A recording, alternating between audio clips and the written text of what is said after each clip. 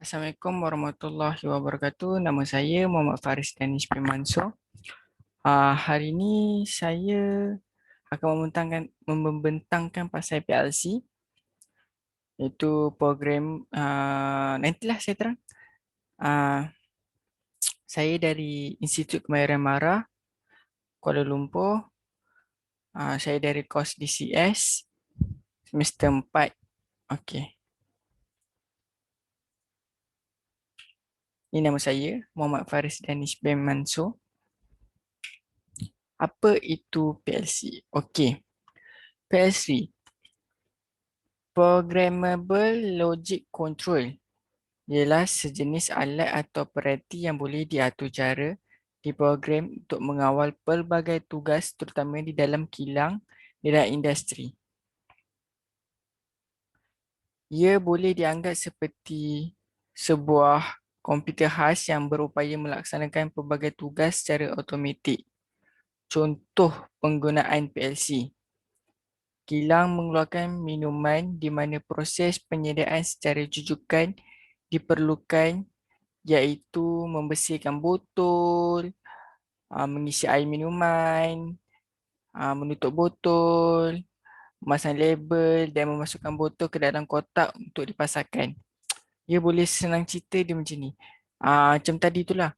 Dia macam mesin yang automatik boleh buat isi air semua tu lah. Isi air, lepas tu bersihkan luaran botol, penutup botol yang selalu kita tengok kat YouTube, kilang-kilang orang ada mesin buat tu kan. Tu semua PLC. Okey, tu contoh dia. Okey, mengapa kita memerlukan PLC? Okey, kat sini saya terangkan bahawa ah, kenapa kita memerlukan PLC, sebab dia boleh mengurangkan kos tenaga manusia lah. Dia tak kira manusia ni tidak memerlukan sangat untuk buat kerja. So, boleh mengurangkan tenaga pekerja. Dan boleh menghasilkan produk dengan lebih pantas, cepat, meningkatkan kualiti produk. Lepas tu dia boleh mengurangkan masa henti pengeluaran dan boleh mengambil alih tugas membahaya seperti pengendalian asid dalam loji rawatan. Okey. So benda ni sangat penting lah. Sangat penting PLC ni. Apabila benda-benda bahaya yang boleh membahayakan manusia, manusia tak perlu pergi buat. Kita menggunakan PLC saja untuk mengguna dengan lebih sekarang teknologi tinggi-tinggi, hebat-hebat. So PLC ni penting lah bagi saya untuk pada waktu zaman sekarang, industri sekarang. Okey, bahagian utama sistem PLC. Okey, terdapat 5 bahagian utama dalam sistem PLC, iaitu unit masukan input, B, unit pengawal controller, C, unit keluaran output, D, unit kuasa power supply, E, unit pengkalan pengaturan caraan program unit. Dipanggil programming unit. Okey, bahagian masukan input. Bahagian ini menerima isyarat analog atau isyarat digital dan menghantar untuk diproses oleh controller dan dalam PLC. Antara contoh peranti di bahagian masukan adalah limit switch, proximity switch, photoelectric switch, switch relay.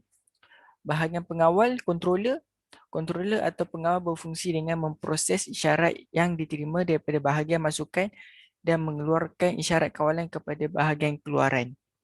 Fungsi bahagian ini adalah sama seperti sebuah komputer yang berupaya memproses sebuah maklumat.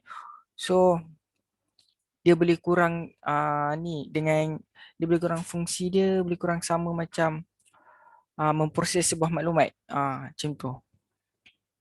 Bahagian keluaran output, bahagian ini menerima isyarat yang sudah diproses oleh controller untuk melaksanakan tugas yang telah diprogramkan. Contoh peranti bagi output adalah penggera motor, LED display, solenoid, lampu, semua 5 ni lah.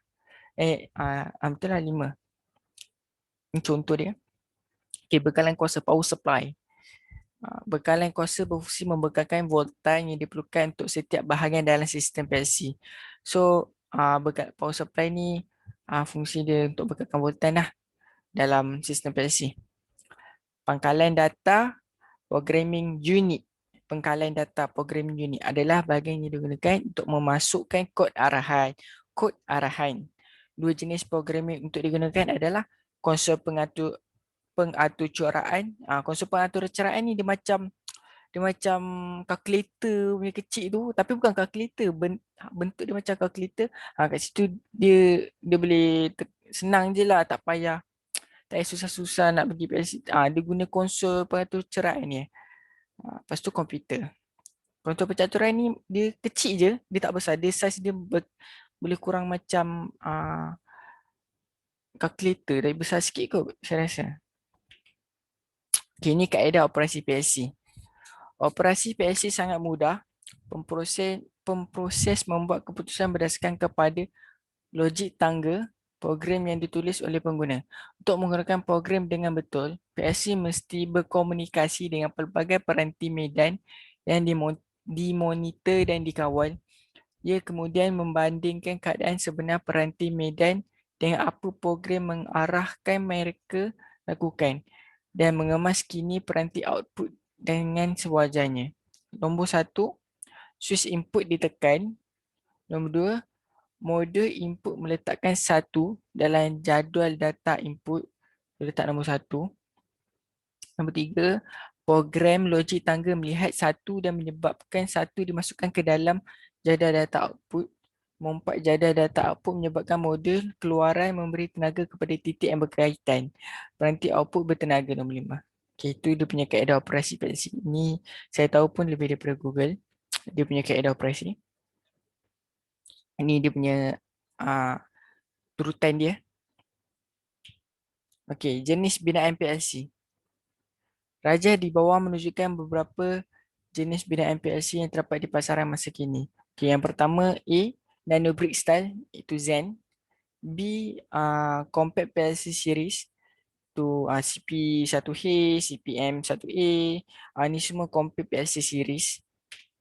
Modular PLC Series,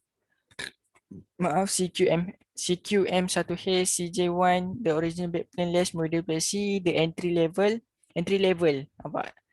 Entry level model PLC with a big potential.